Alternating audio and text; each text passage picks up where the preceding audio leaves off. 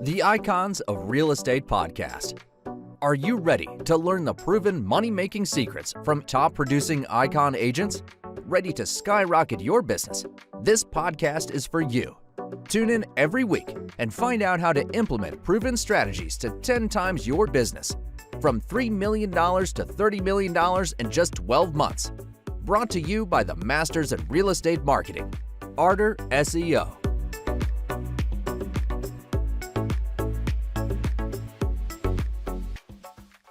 Welcome to the Icons of Real Estate. I'm Tim Calloway. We have a very special guest for you today from Irvine, California, Alejandro Szita, and he works in the mortgage industry and works with entrepreneurs and artists, self-employed, basically, who need his help in getting a mortgage. Alejandro, how are you today?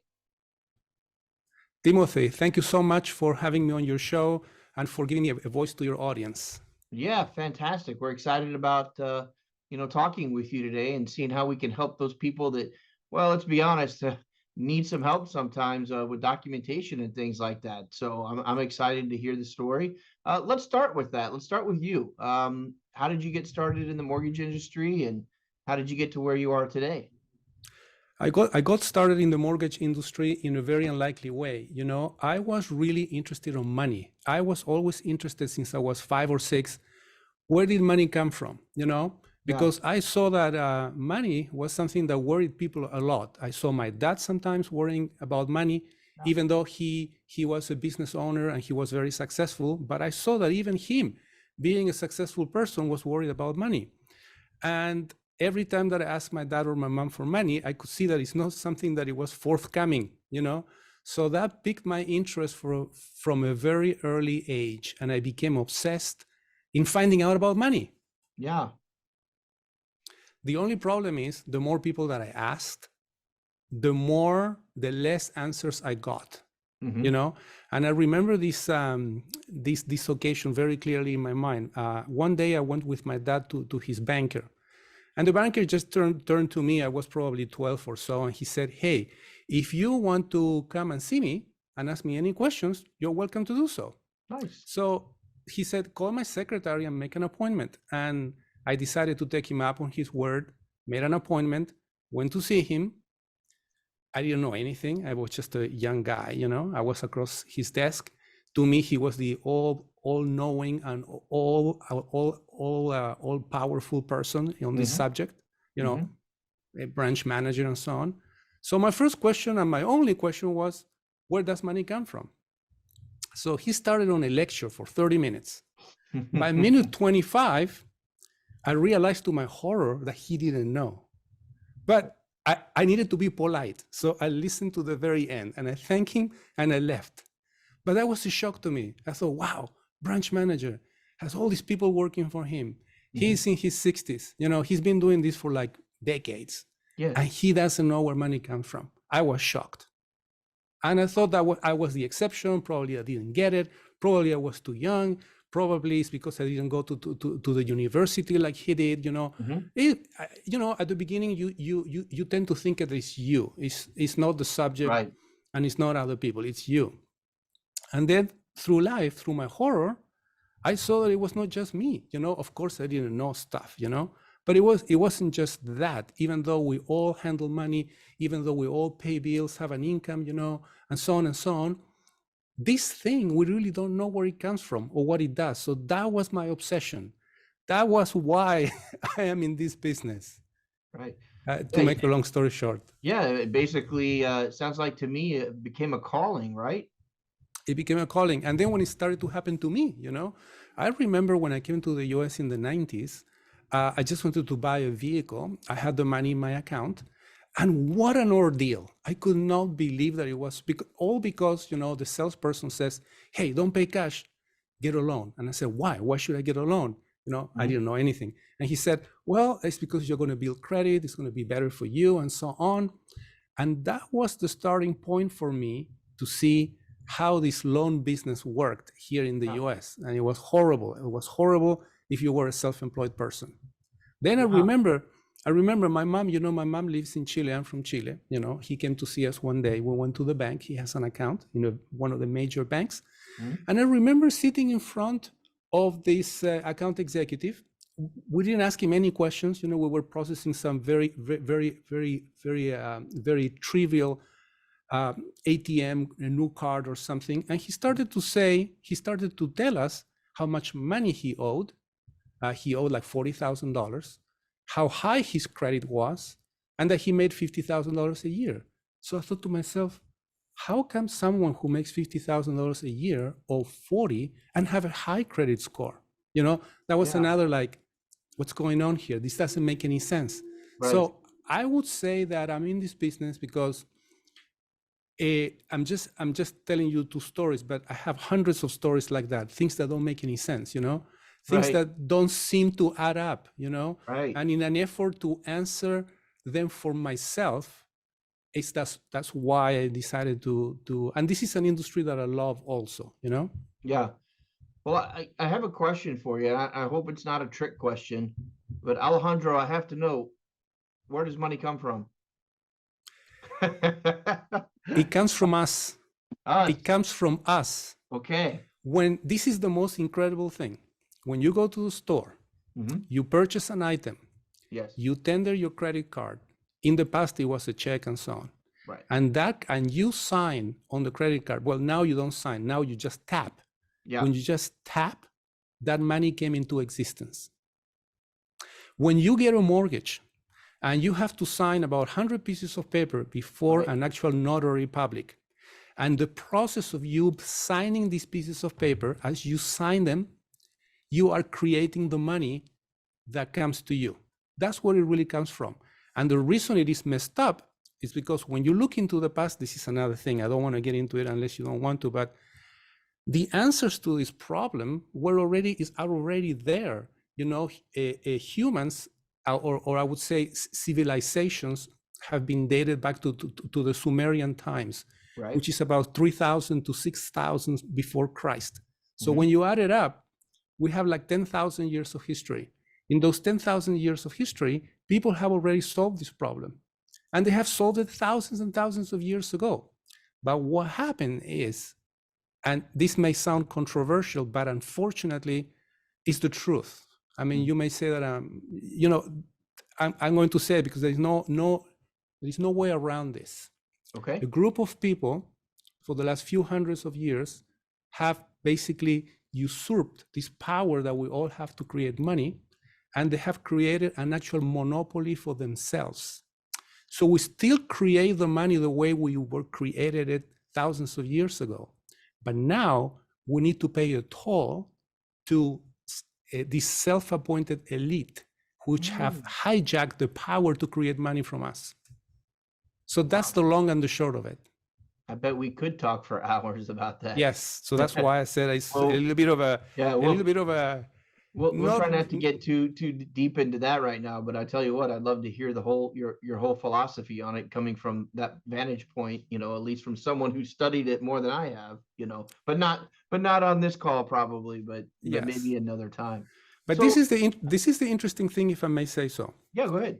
Even though that is really bad, you know, there is still enough room for you to actually maneuvering, because these are things that you and I cannot change, you know. Right. We can't change that fact. I mean, maybe if we all got together and did something, but that's a little bit beyond our power to actually control. What we can control is what we do. And even though we have this system that this has been hijacked, there is still a lot of room for you to prosper. And there is still room, if you know how it works, if you know how to adjust all the mechanisms and all the variables, you can still win, even though you have to pay this toll to this unappointed elite. Right. Okay. Well, let's talk about winning then. That sounds good to me. So, you know, tell me about, you do have a niche that you work for, or that you work with, I apologize, a niche that you do work with, and it's the self-employed artists, people like that don't normally, we'll call them W-2 people, right? I mean, yes, non-W-2, 1099 or independent, whatever you want to call them, entrepreneurs, self-employed. A lot of us are that, me being one of them. Tell me about it. I mean, tell me, what's the process? I come to you and I say, Alejandro, I make XYZ a year. I want to buy an ABC house. And then I make this money and I'm 1099 or I'm paid in, you know, whatever, cash. And I don't even know how to get a formal mortgage because I don't really have a lot of documentation. What's the process? We do the reverse. Most mortgage brokers will start to ask you for documents. And the first thing we do is we don't ask you for any document. I just listen to you. We just listen to you. Sometimes it takes half an hour. Sometimes it takes an hour. Let me tell you why. The mortgage industry is not set up for the entrepreneur. It's not set up for the business owner or the artist. It is set up for the W-2 employee.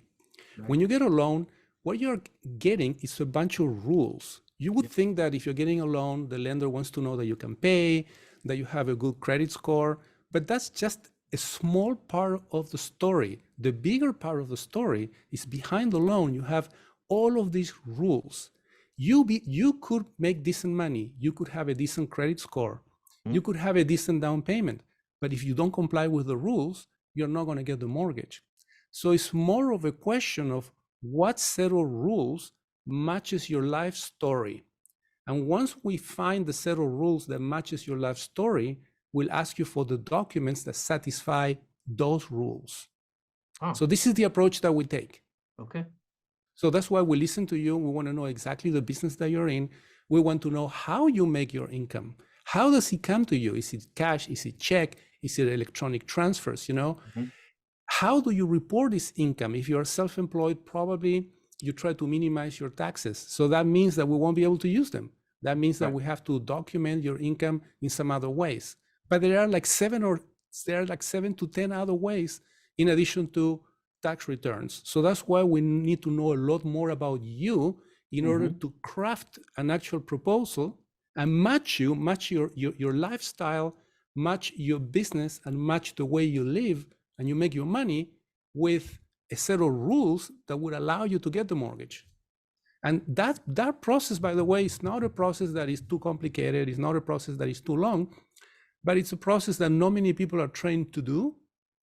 It's a process that if you go to a major lender, the loan officer that is going to talk to you is probably not trained on how to do it, not because he doesn't have the IQ to do it. It's because there are so many W-2 employees and the industry is geared so much for the W-2 employee that nobody wants to take the time because it costs money. Sometimes it takes us 3 months, 2 months. The longest it's been a year to actually prepare a self-employed person to qualify for a loan.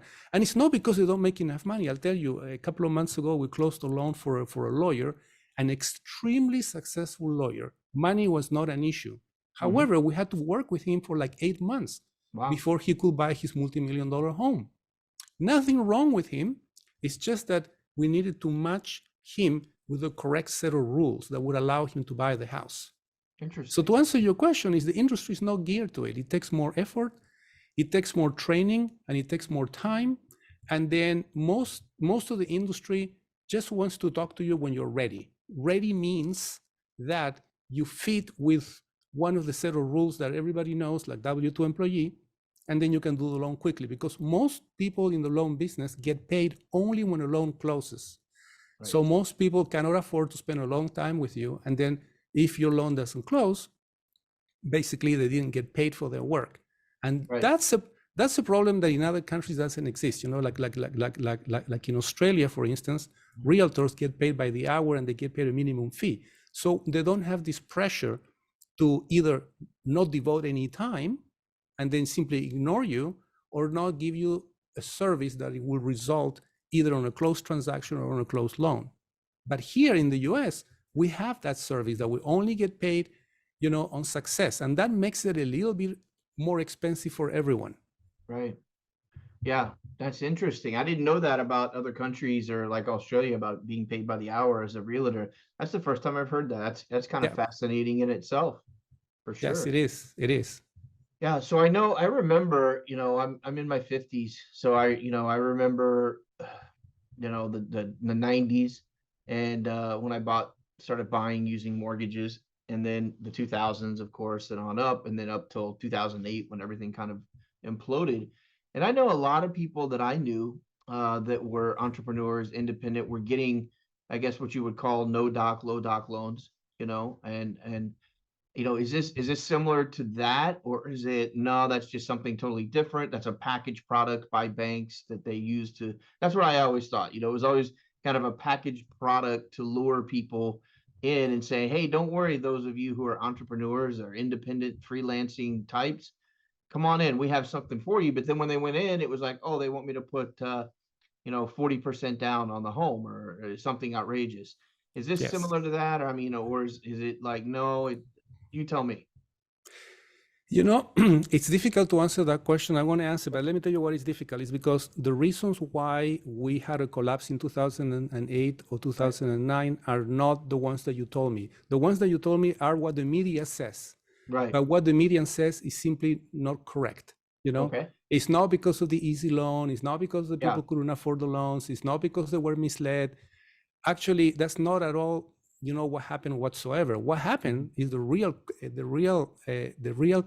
culprits of this, in my opinion, were the banks themselves, not the Oh, mortgage sure. brokers, not the Yeah. clients. You know, they just took paper, they over leveraged it, they basically gambled with it, Yeah, it's what and they they're did and with it's what they did with the mortgage money, not so much who was making the mortgage payments.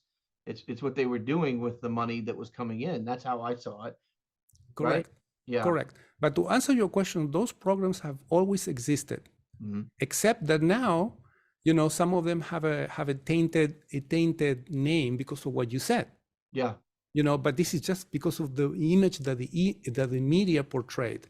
But like I said, there are like 7 ways. One way is bank statements, you know, which is the way that it was done at the time. Right. Actually, at the time, it was not even bank statements. At the time, you just Sure. put on the 1003, on the loan application, Right. how much money you made, and that was it. That doesn't exist anymore. If you put a number on the loan application, we have to find a Verify. way to document that. Bank statements is one way of documenting it, but there are like 6 or 7 other ways. Yeah. Yeah, there's just a verification process is all that's really needed. But I Yeah, do and also remember and just also another walking. thing. Go Sorry, ahead. No, go ahead. no, I was gonna Okay. say, I just remember the days of being able to walk in, and they go, "Hey, I want to buy a $500,000 house." Okay. Well, hey, I'm I'm self-employed. That's all right. They run my credit, and they go, "Okay." I go, "Wow, this is crazy." My dad always told me it was gonna be like lunacy, my dad being, much older and having gone through a whole, being a W-2 employee and being in a field that was kind of difficult at the time. Not to get into my history or anything like that, but it was just so different then, And by the way, I didn't mean to insinuate that the no doc, low doc loans were the reason for the financial collapse in 2008.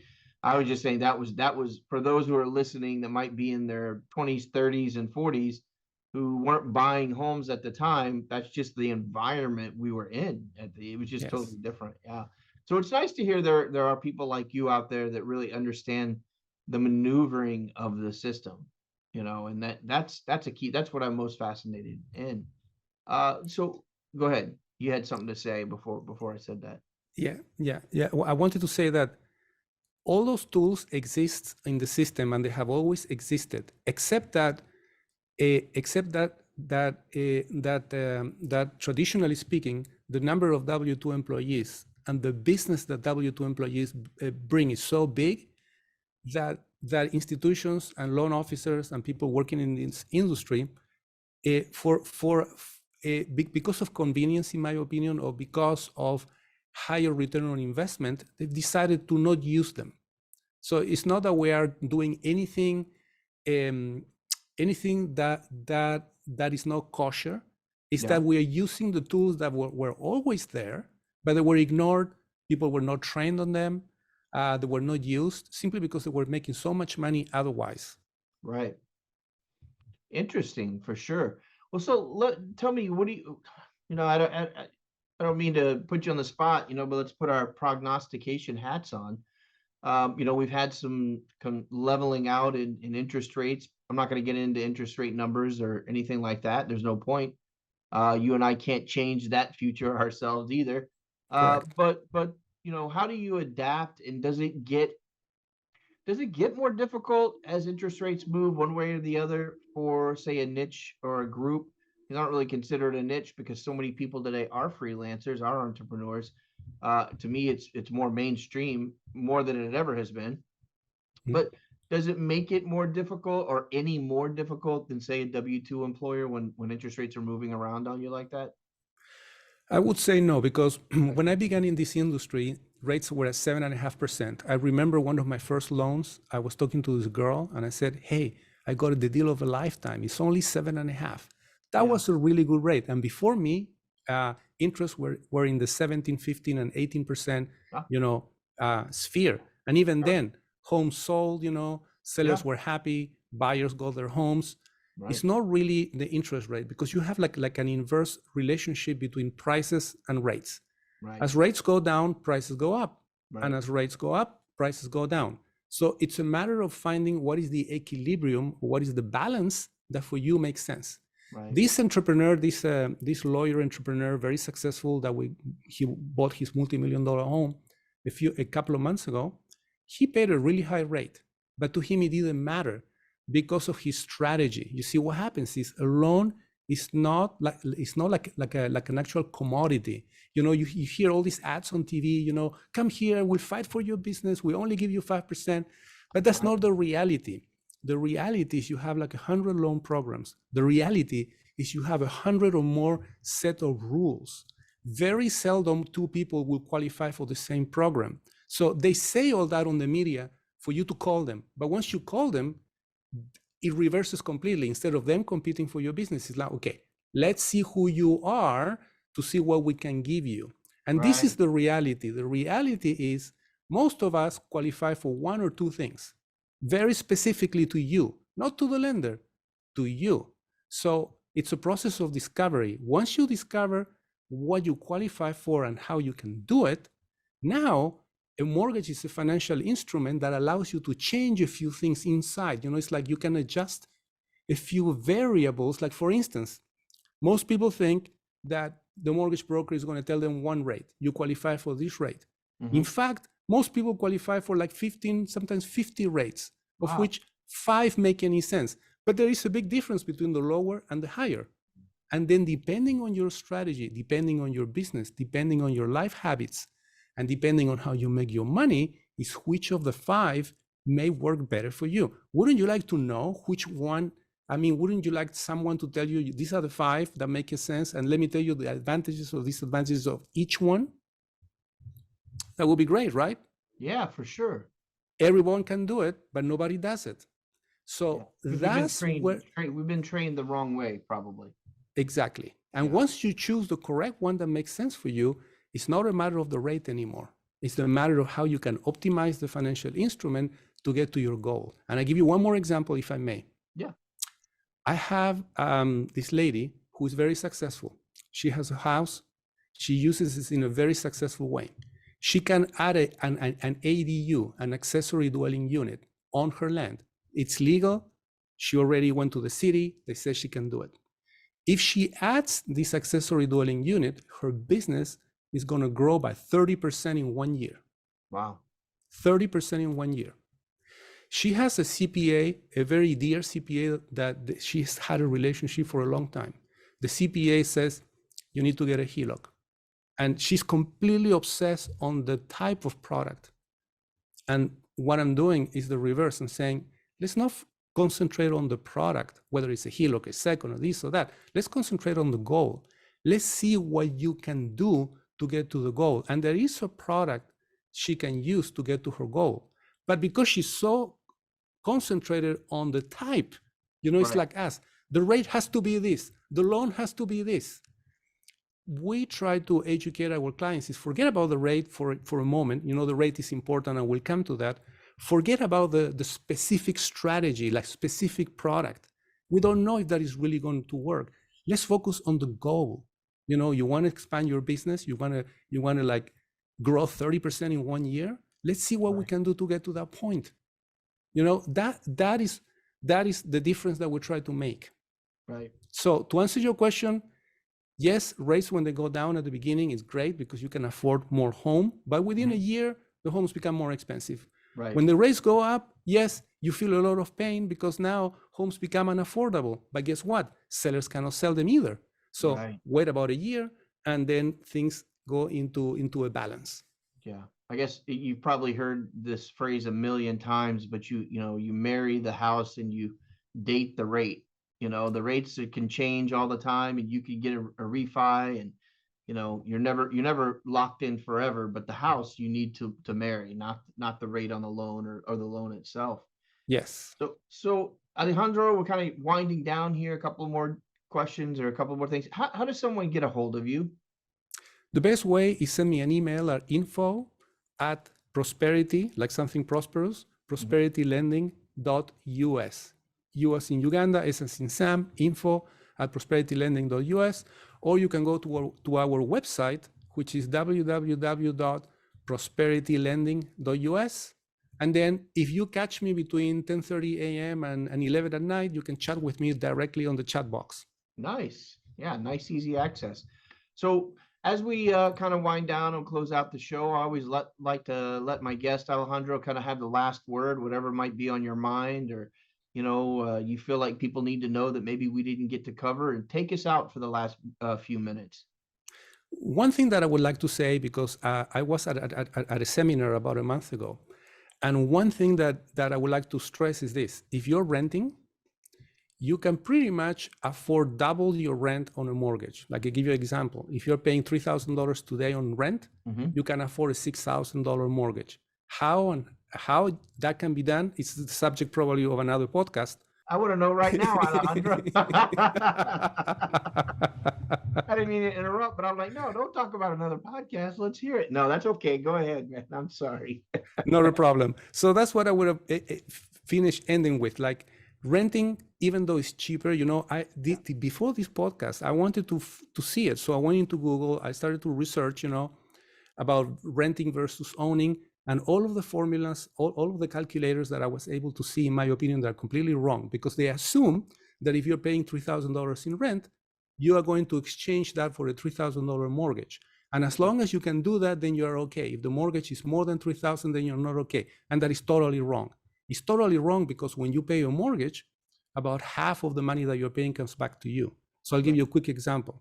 If you're paying $3,000 in rent today, that only buys you 30 days at a place. Yeah. If you don't pay the rent on day number 1, by day number 6, your landlord is going to make your life miserable. Right. So you're not buying anything but being able to be on a location for 30 days. Yeah. When you pay a $6,000 mortgage, half of it is coming back to you. So now, what do I mean by half? Some of the money is coming back to you because of equity, because now you owe less. Some of the money is coming back to you because you get a direct credit on your taxes. So let's say that after all of the money that comes back to you, you end up with $3,000, and you're going to, quote unquote, waste $3,000. That's the same thing you're doing right now if you're paying $3,000 in rent. Yeah. So you see, that's a very simple, very fast explanation of why a $6,000 mortgage brings you more. You're wasting the same amount of money, except that now you have an asset, you have potential appreciation, and you have savings. As a very famous philosopher said, in order to save, you have to make the savings a necessary expense. Right. And I've been in battles and duels with financial advisors saying, yeah, but this is very inefficient. You could do this, you could do this, you could do that. But I'll tell you what, after being in this business for so many years and seeing it from my clients, yes, theoretically, you could invest on this, you could invest on that, but nobody would do it, because you have to make the savings a necessary expense. Right. The people that are successful investors that I've seen are people that already made their money somewhere else, and now they can invest. But if you are a normal person, and then you're like living sort of paycheck to paycheck, and basically the rent is one of your biggest expenses, always, the mortgage, actually, even though it could be double, is going to save you more money and is going to create an asset for you. Even though there are other more, quote unquote, efficient ways to do it, this is the way that you're going to be successful at. I've seen it so many times, it's unbelievable. Wow. That sounds fascinating, Alejandro. I definitely encourage anyone to get in touch with you and have that discussion for sure. Alejandro, Prosperity Lending, thank you so much for being on the program today. I look forward to talking to you again, as a matter of fact, and we can have those deep dive discussions we were talking about. Thank you, Tim. You have a great week. Have a great holiday week, and be safe. Thank you. A pleasure to be on your podcast. Thank you.